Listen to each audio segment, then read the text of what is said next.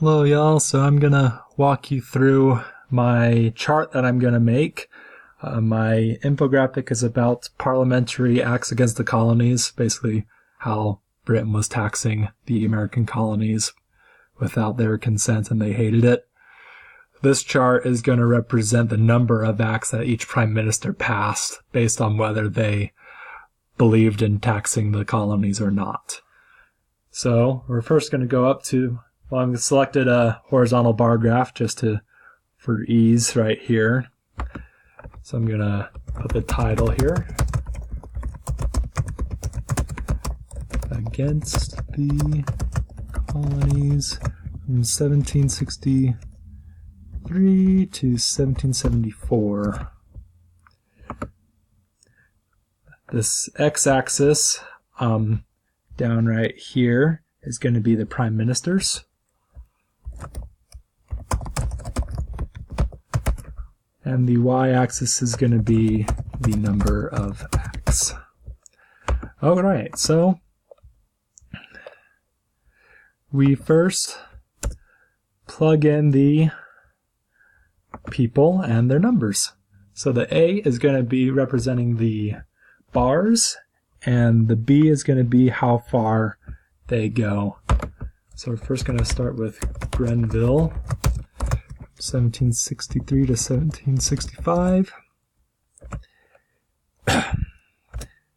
He passed 4 acts, one of which was the Stamp Act, which everyone hated. Then we had Rockingham from 1765 to 1766.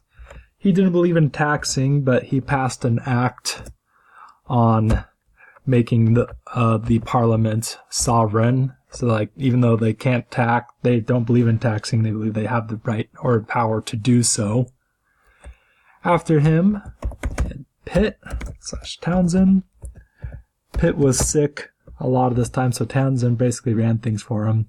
Townsend believed in taxing. It was during his time where they started taxing the tea. After him was Grafton. He didn't believe in taxing. I forgot to put the years. Townsend was 1766 to 1768. Grafton, there we go, was 1768 to 1770.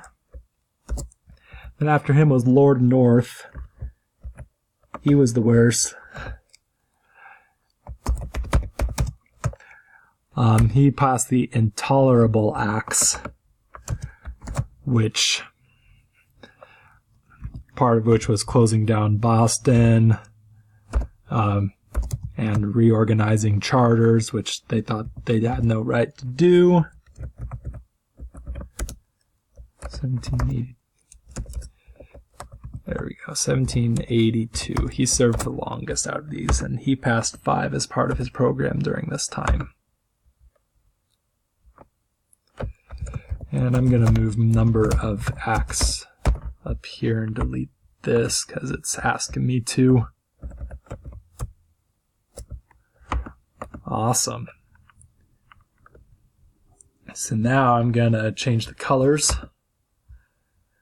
I'm just going to change Rockingham to green because that's cool.